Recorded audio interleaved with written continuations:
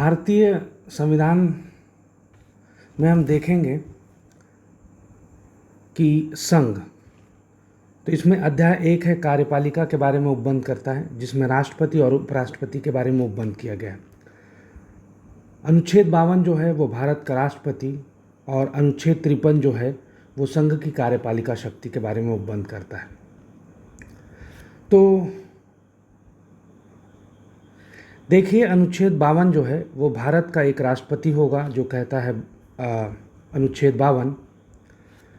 अनुच्छेद 53 में देखिए, खंड 1 जो है वो बताता है कि संघ की कार्यपालिका शक्ति राष्ट्रपति में निहित होगी और वह इसका प्रयोग इस संविधान के अनुसार स्वयं या अपने अधीनस्थ अधिकारियों के द्वारा करेगा।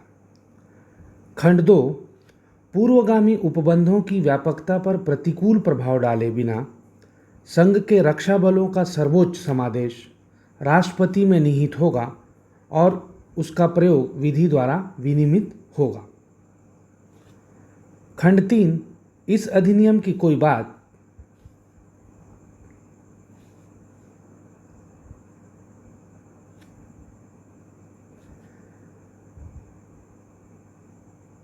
उपखंड का किसी विद्यमान विधि द्वारा किसी राज्य की सरकार या अन्य अधिकारी को प्रदत्त किए गए कृत्य राष्ट्रपति को अंतरित करने वाली नहीं समझी जाएगी, या उपखंड ख राष्ट्रपति से भिन्न अन्य प्राधिकारियों को विधि द्वारा कृत्य प्रदान करने के से संसद को निवारित नहीं करेगी। अनुच्छेद 54 राष्ट्रपति का निर्वाचन ऐसे निर्वाचक गण के सदस्य करेंगे जिसमें क संसद के दोनों सदनों के निर्वाचित सदस्य और ख राज्यों की विधानसभाओं के निर्वाचित सदस्य होंगे।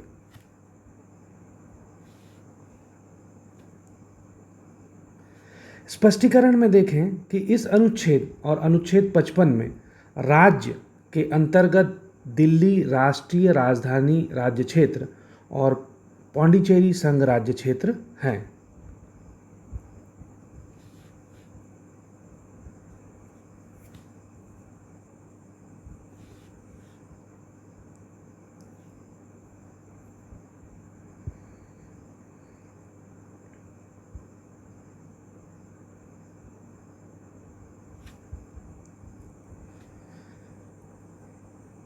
अनुच्छेद 55 राष्ट्रपति के निर्वाचन की रीति के बारे में उपबंध करता है।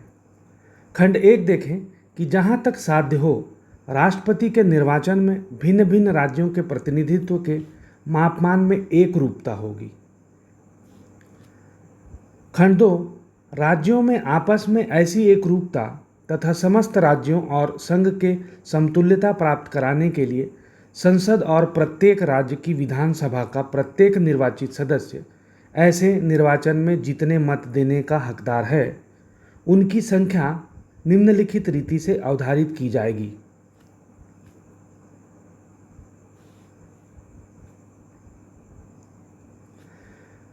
क देखें कि किसी राज्य की विधानसभा के प्रत्येक निर्वाचित सदस्य के उतने मत होंगे जितने कि 1000 के गुणित उस भागफल में हो जो राज्य की जनसंख्या को उस विधानसभा के निर्वाचित सदस्यों की कुल संख्या से भाग देने पर आता है।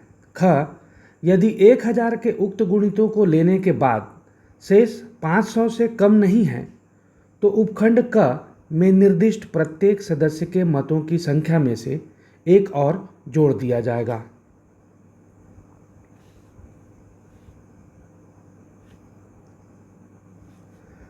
ग देखिए, संसद के प्रत्येक सदन के प्रत्येक निर्वाचित सदस्य के मतों की संख्या वह होगी जो उपखंड क और उपखंड ख के अधीन राज्यों की विधानसभाओं के सदस्यों के लिए नियत कुल मतों की संख्या को संसद के दोनों सदनों के निर्वाचित सदस्यों की कुल संख्या से भाग देने पर आए, जिनमें आधे से अधिक भिन्न को एक गिना जाएगा और अन्य भिन्नों की उपेक्षा कर दी जाएगी।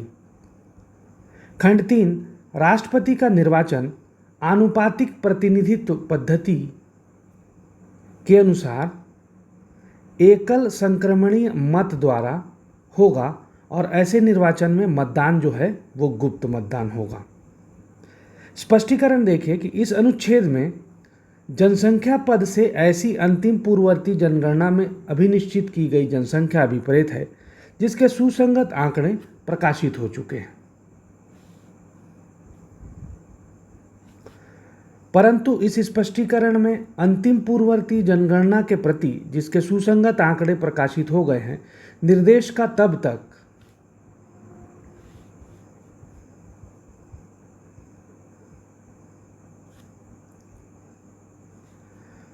सन 2026 के पश्चात की गई पहली जनगणना के सुसंगत आंकड़े प्रकाशित नहीं हो जाते, यह अर्थ लगाया जाएगा कि वह 1971 की जनगणना के प्रति निर्देश है।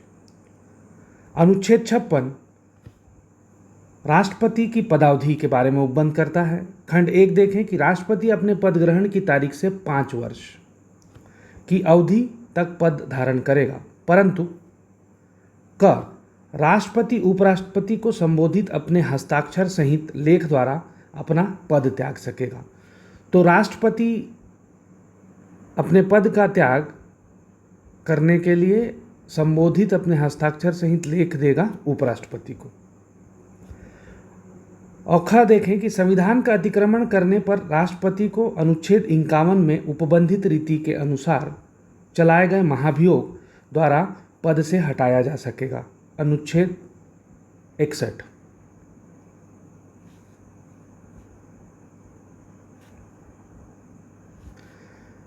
ग देखिए कि राष्ट्रपति अपने पद की अवधि समाप्त हो जाने पर भी तब तक पद धारण करता रहेगा जब तक उसका उत्तराधिकारी अपना पद ग्रहण नहीं कर लेता है।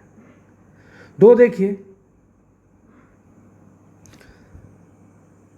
तो 2 में खंड 1 के परंतु के खंड क के अधीन उपराष्ट्रपति को संबोधित त्यागपत्र की सूचना उसके द्वारा लोकसभा के अध्यक्ष को तुरंत दी जाएगी।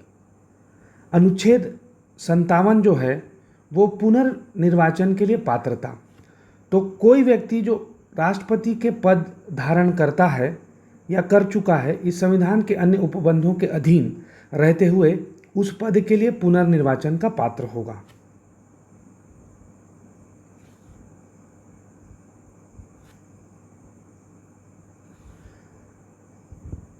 अनुच्छेद 58 राष्ट्रपति निर्वाचित होने के लिए अर्हताओं के संबंध में उपबंध करता है।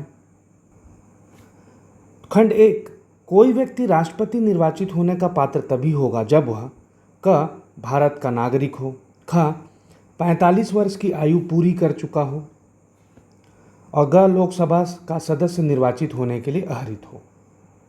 खंड 2 कोई व्यक्ति जो भारत सरकार के या किसी राज्य की सरकार के अधीन अथवा उक्त सरकारों में से किसी के नियंत्रण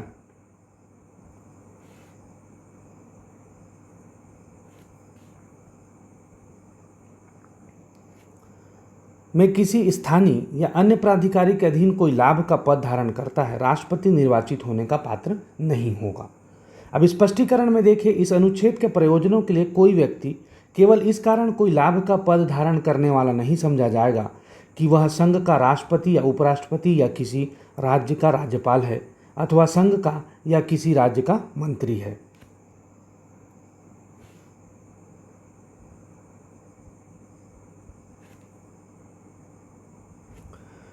अनुच्छेद 59 राष्ट्रपति के पद के लिए शर्तें।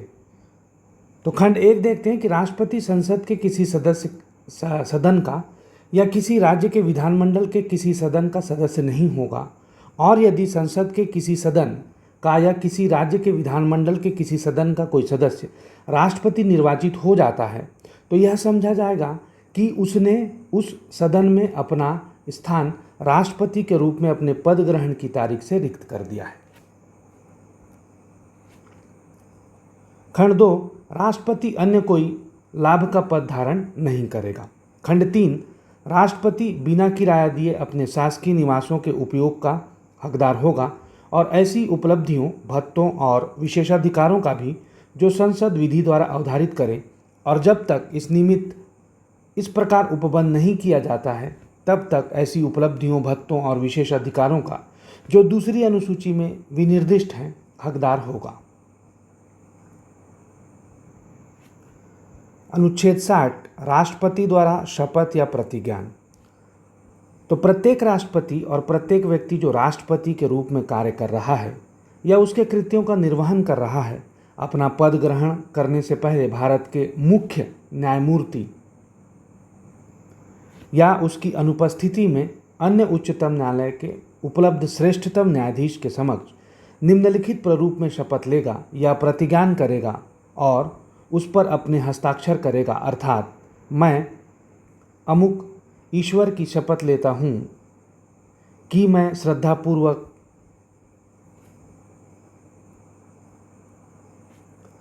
भारत के राष्ट्रपति के पद का कार्यपालन अथवा राष्ट्रपति के कृत्यों का निर्वहन करूँगा तथा अपनी पूरी योग्यता से संविधान और विधि का परिरक्षण, संरक्षण और प्रतिरक्षण करूँगा और मैं भारत की जनता की सेवा और कल्याण में निरत रहूँगा। देखते हैं अनुच्छेद 61 जो राष्ट्रपति पर महाभियोग चलाने की प्रक्रिया के बारे में उपबंध करता है।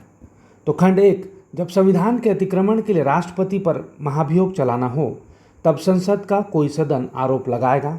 खंड 2, ऐसा कोई आरोप तक नहीं लगाया जाएगा जब तक कि क ऐसा आरोप लगाने की प्रस्तावना किसी ऐसे संकल्प में अंतर्विष्ट नहीं है जो कम से कम 14 दिन की ऐसी लिखित सूचना के दिए जाने के पश्चात प्रस्तावित किया गया है जिस पर उस सदन की कुल सदस्य संख्या के कम से कम 1/4 सदस्यों ने हस्ताक्षर करके उस पर संकल्प को प्रस्तावित करने का अपना आशय प्रकट किया है, और ख उस सदन की कुल सदस्य संख्या के कम से कम 2/3 बहुमत द्वारा ऐसा संकल्प पारित नहीं किया गया है। खंड 3, जब आरोप संसद के किसी सदन द्वारा इस प्रकार लगाया गया है तब दूसरा सदन उस आरोप का अन्वेषण करेगा या कराएगा और ऐसे अन्वेषण में उपस्थित होने का तथा अपना प्रतिनिधित्व कराने का राष्ट्रपति को अधिकार होगा। खंड 4, यदि अन्वेषण के परिणाम स्वरूप यह घोषित करने वाला संकल्प कि राष्ट्रपति के विरुद्ध लगाया गया आरोप सिद्ध हो गया है, आरोप का अन्वेषण करने या कराने वाले सदन की कुल सदस्य संख्या के कम से कम 2/3 बहुमत द्वारा पारित कर दिया जाता है, तो ऐसे संकल्प का प्रभाव उसके इस प्रकार पारित किए जाने की तारीख से राष्ट्रपति को उसके पद से हटना होगा। अनुच्छेद 62, राष्ट्रपति के पद में रिक्ति को भरने के लिए निर्वाचन करने का समय और आकस्मिक रिक्ति को भरने के लिए निर्वाचित व्यक्ति की पदावधि। तो अनुच्छेद 62 खंड 1, राष्ट्रपति की पदावधि की समाप्ति से हुई रिक्ति को भरने के लिए निर्वाचन पदावधि की समाप्ति से पहले ही पूर्ण कर लिया जाएगा। खंड 2, राष्ट्रपति की मृत्यु, पद त्याग या पद से हटाए जाने या अन्य कारण से हुए उसके पद में रिक्ति को भरने के लिए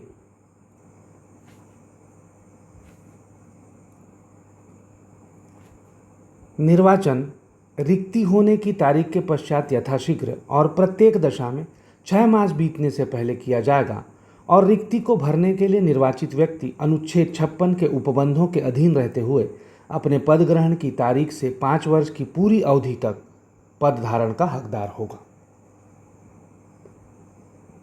अनुच्छेद 63 भारत का उपराष्ट्रपति। तो भारत का एक उपराष्ट्रपति होगा। अनुच्छेद 64 उपराष्ट्रपति का राज्यसभा का पदेन सभापति होना।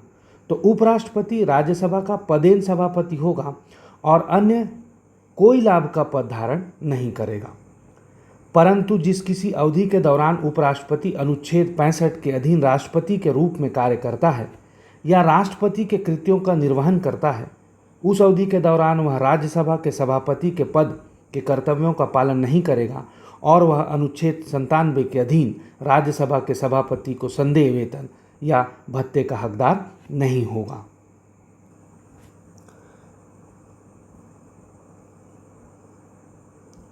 अनुच्छेद 65 राष्ट्रपति के पद में आकस्मिक रिक्ति के दौरान या उसकी अनुपस्थिति में राष्ट्रपति का उपराष्ट्रपति का राष्ट्रपति के रूप में कार्य या उसके कृत्यों का निर्वहन। तो अनुच्छेद 65 खंड 1 राष्ट्रपति की मृत्यु, पद त्याग या पद से हटाए जाने या अन्य कारण से उसके पद में रिक्ति की दशा में उपराष्ट्रपति उस तारीख तक राष्ट्रपति के रूप में कार्य करेगा, जिस तारीख को ऐसी रिक्ति को भरने के लिए इस अध्याय के उपबंधों के अनुसार निर्वाचित या नया राष्ट्रपति अपना पद ग्रहण करता है।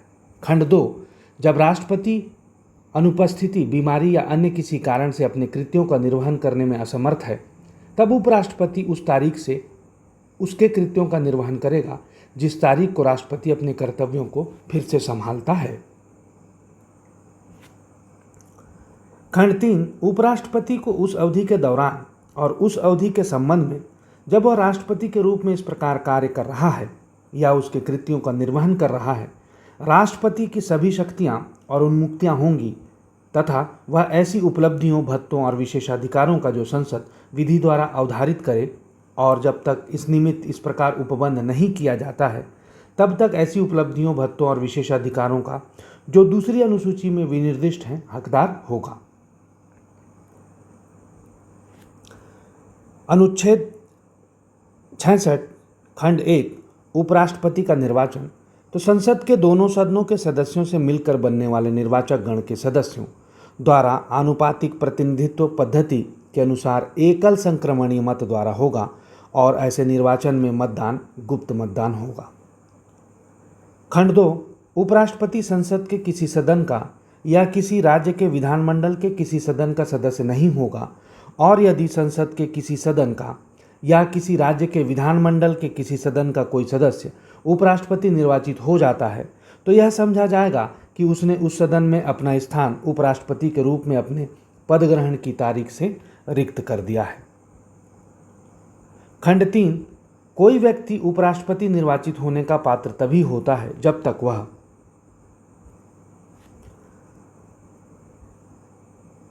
भारत का नागरिक है, 45 वर्ष की आयु पूर्ण कर चुका है और राज्यसभा का सदस्य निर्वाचित होने के लिए अहरित है। खंड 4, कोई व्यक्ति जो भारत सरकार के या किसी राज्य की सरकार के अधीन अथवा उक्त सरकारों में से किसी के नियंत्रण में किसी स्थानीय या अन्य प्राधिकारी के अधीन कोई लाभ का पद धारण करता है, उपराष्ट्रपति निर्वाचित होने का पात्र नहीं होगा। स्पष्टीकरण, इस अनुच्छेद के प्रयोजनों के लिए कोई व्यक्ति केवल इस कारण कोई लाभ का पद धारण करने वाला नहीं समझा जाएगा कि वह संघ का राष्ट्रपति या उपराष्ट्रपति या किसी राज्य का राज्यपाल है अथवा संघ का या किसी राज्य का मंत्री है। अनुच्छेद 67, उपराष्ट्रपति अपने पद ग्रहण की तारीख से 5 वर्ष की अवधि तक पद धारण करेगा। उपराष्ट्रपति की पदावधि।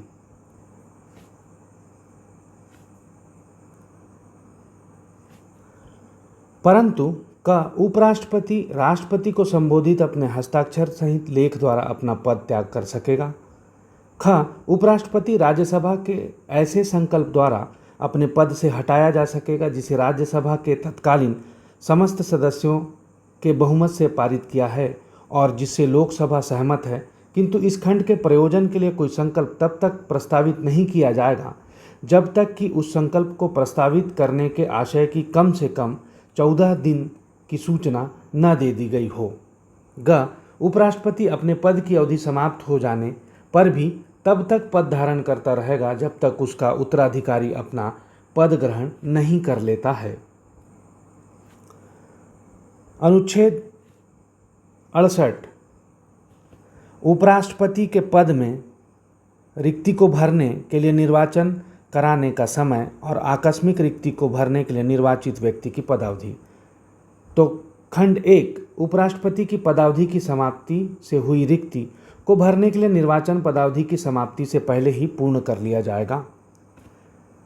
खंड 2, उपराष्ट्रपति की मृत्यु, पद त्याग या पद से हटाए या अन्य कारण से उसके पद में रिक्ति को भरने के लिए निर्वाचन रिक्ति होने के पश्चात यथाशीघ्र किया जाएगा और रिक्ति को भरने के लिए निर्वाचित व्यक्ति अनुच्छेद 67 के उपबंधों के अधीन रहते हुए अपने पद ग्रहण की तारीख से 5 वर्ष की पूरी अवधि तक पद धारण करने का हकदार होगा। अनुच्छेद 69, उपराष्ट्रपति द्वारा शपथ या प्रतिज्ञान।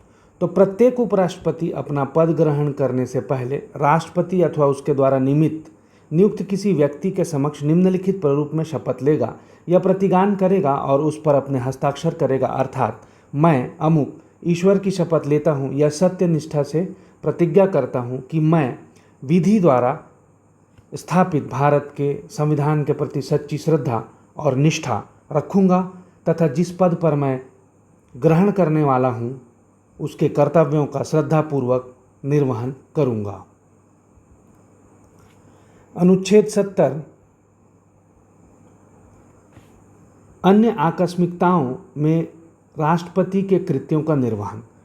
तो अनुच्छेद 70 संसद ऐसी किसी आकस्मिकता में जो इस अध्याय में उपबंधित नहीं है राष्ट्रपति के कृत्यों के निर्वहन के लिए ऐसा उपबंध कर सकेगी जो वह ठीक समझे। अनुच्छेद 71 राष्ट्रपति या उपराष्ट्रपति के निर्वाचन से संबंधित या संसक्त विषय। तो खंड 1 राष्ट्रपति या उपराष्ट्रपति के निर्वाचन से उत्पन्न या संसक्त सभी शंकाओं और विवादों की जांच और विनिश्चय उच्चतम न्यायालय द्वारा किया जाएगा और उसका विनिश्चय अंतिम होगा।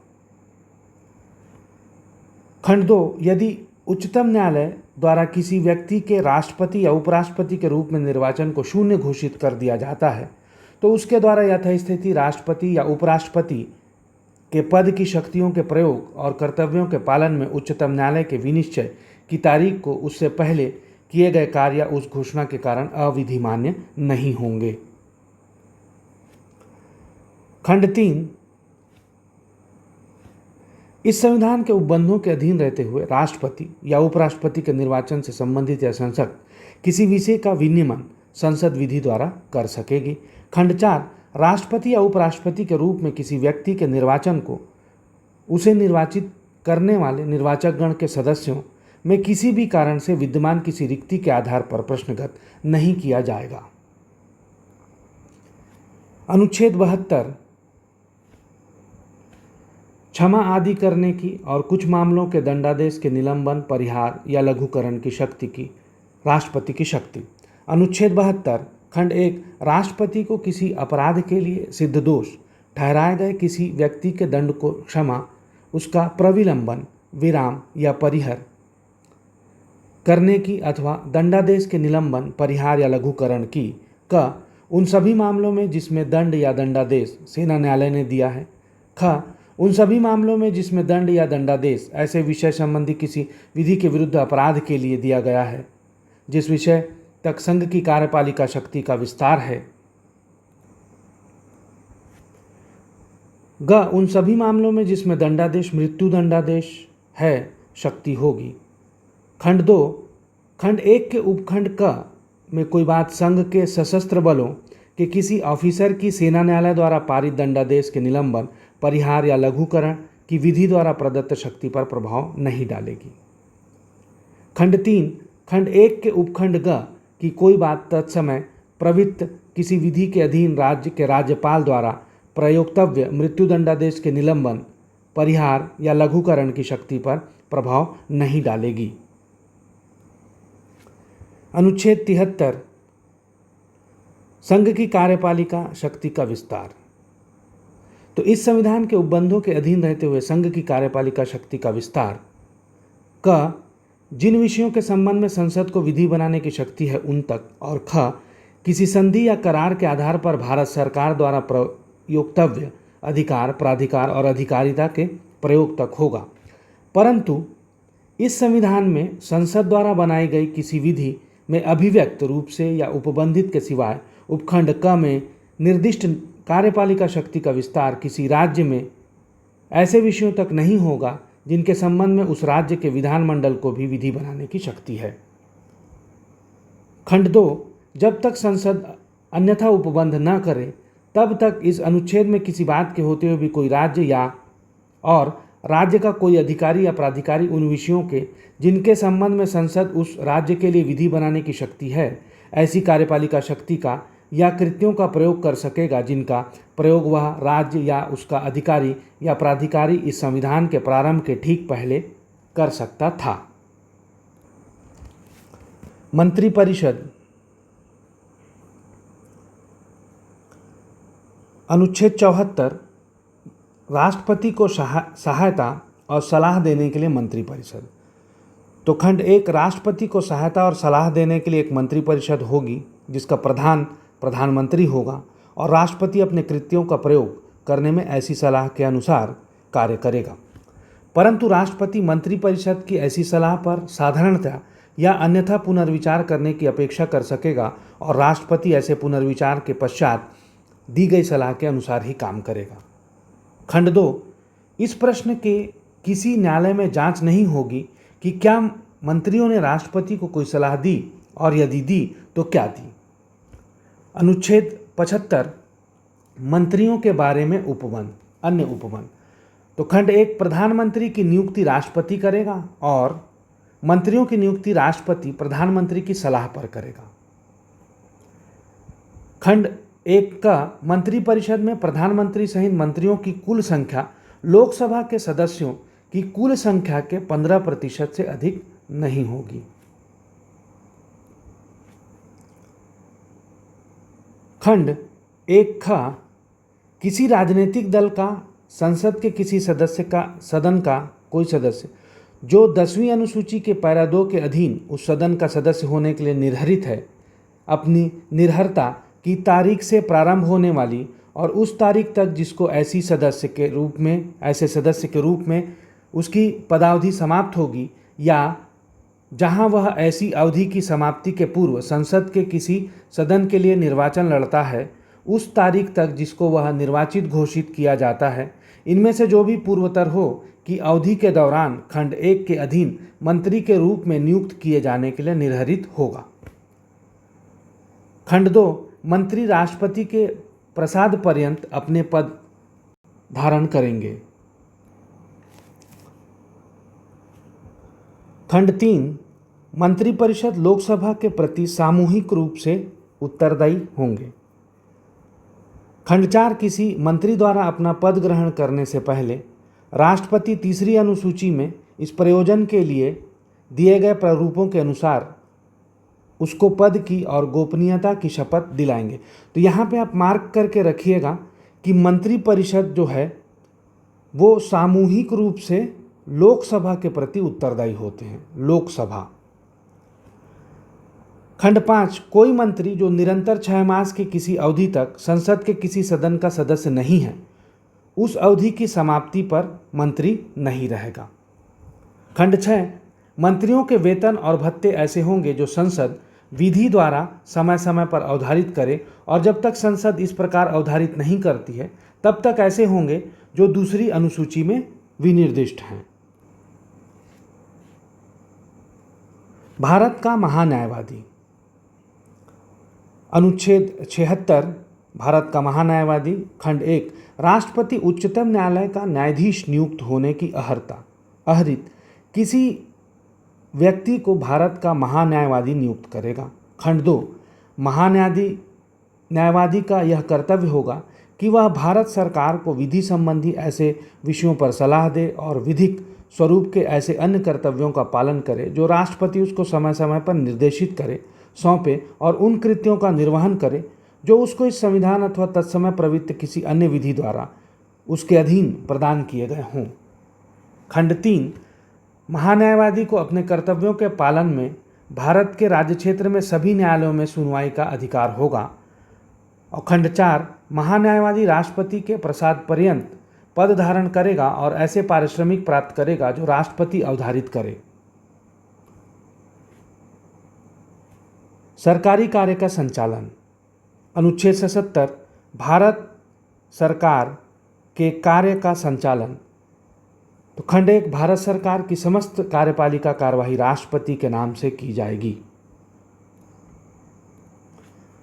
खंड 2, राष्ट्रपति के नाम से किए गए और निष्पादित आदेशों और अन्य लिखितों को ऐसी रीति से अधिप्रमाणित किया जाएगा जो राष्ट्रपति द्वारा बनाए जाने वाले नियमों में विनिर्दिष्ट की जाएं, और इस प्रकार अधिप्रमाणित आदेश या लिखत की विधिमान्यता इस आधार पर प्रश्नगत नहीं की जाएगी कि वह राष्ट्रपति द्वारा किया गया या निष्पादित आदेश या लिखत नहीं है। खंड 3, राष्ट्रपति भारत सरकार का कार्य अधिक सुविधापूर्वक किए जाने के लिए और मंत्रियों में उक्त कार्य के आवंटन के लिए नियम बनाएगा। अनुच्छेद 78, राष्ट्रपति को जानकारी देने आदि के संबंध में प्रधानमंत्री के कर्तव्य। तो प्रधानमंत्री का यह कर्तव्य होगा कि क संघ के कार्यकलाप के प्रशासन संबंधी और विधान विषयक प्रस्तावनाओं संबंधी मंत्रिपरिषद के सभी विनिश्चय राष्ट्रपति को संसूचित करें।